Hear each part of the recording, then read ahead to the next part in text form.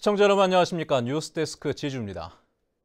지난해 한중 정상회담이 열린 이후 사드 보복의 여파가 조금씩 풀리면서 제주를 찾는 중국인 관광객은 늘어나고 있는 추세인데요.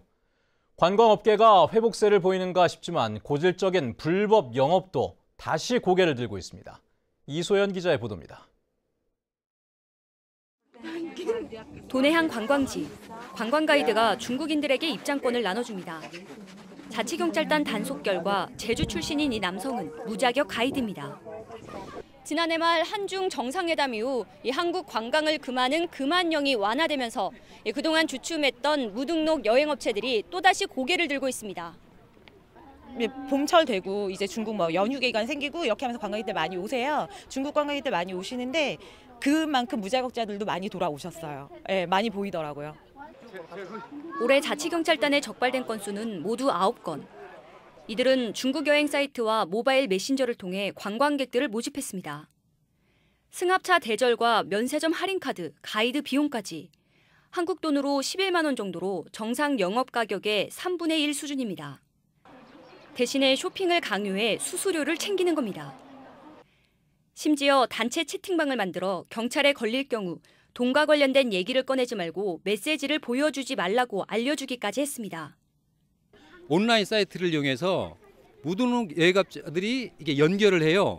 그래가 소규모로 해서 이렇게 들어오는 그런 지금 현재의 어떤 그런 상황입니다.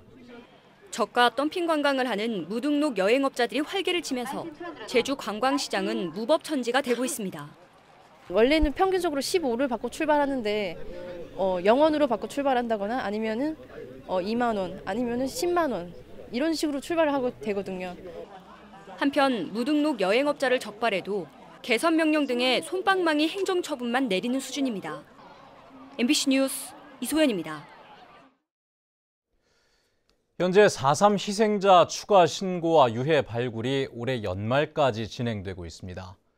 이번 4.3 추념식에 참석한 문재인 대통령이 4.3의 완전한 해결을 약속을 했는데요. 야당들도 기본적으로 4.3의 해결에 공감하고 있는 만큼 특별법 개정에도 속도가 붙을 것으로 예상되고 있습니다. 김찬영 기자의 보도입니다. 70년 전 토벌대를 피해 다니다가 동서를 잃어버린 고옥선 할머니. 지난 2000년 희생자 신고가 시작됐지만 20년이 다 된 지금에서야 신청했습니다. 그때는 우리가 죽은 거 다 말르면 이 사람은 한라산에가 폭도하고 서로 연결되는 이 사실을 잘 알았다 허연에 아마도 그거를 말을 안 했겠지. 우리도. 5년 만에 재개된 희생자 추가 신고에 지금까지 4천여 명 신청했고 올해 말까지 신청을 받습니다. 추가 유해 발굴 작업도 속도를 내고 있습니다. 목격자 증언을 토대로 제주공항 활주로 안에 5개 지점을 확정했고 이달 안에 채굴 조사가 이루어질 전망입니다. 그동안 발이 묶였던 4.3 특별법 개정에 대한 국회 움직임도 빨라졌습니다. 더불어민주당은 국회 차원의 조속한 논의를 촉구했고 야당에게도 협조를 요청했습니다. 4.3 추념식에서 야당 대표들까지 개정안 취지에 공감한 만큼 4월 임시회에서 본격적인 논의가 예상됩니다. 대통령 의지가 워낙에 확고한 점을 확인했기 때문에 정부 여당의 입장에서도 이게 조기에 협상을 타결 지으려는 의지가 이제 분명하게 있는 거고요. 국회 내에서 상당히 좋은 긍정적인 분위기가 형성되고 있는 것은 분명한 것 같습니다.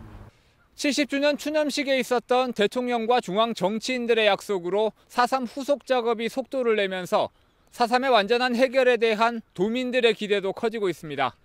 MBC 뉴스 김찬현입니다. 한편 더불어민주당 위성권 의원도 제주 4.3 특별법 개정안을 조속히 처리해 줄 것을 국회에 촉구했습니다.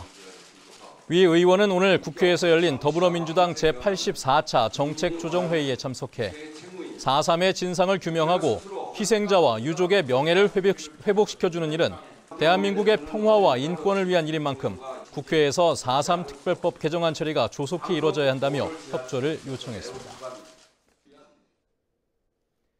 제주도 감사위원회는 제주의료원과 도립노인요양원의 최근 3년간 업무 전반에 대해 감사를 한 결과 부적정 업무 처리 12건을 적발하고 직원 2명에게 훈계와 주의 조치를 요구했습니다. 뉴스데스크 제주였습니다. 여러분 고맙습니다.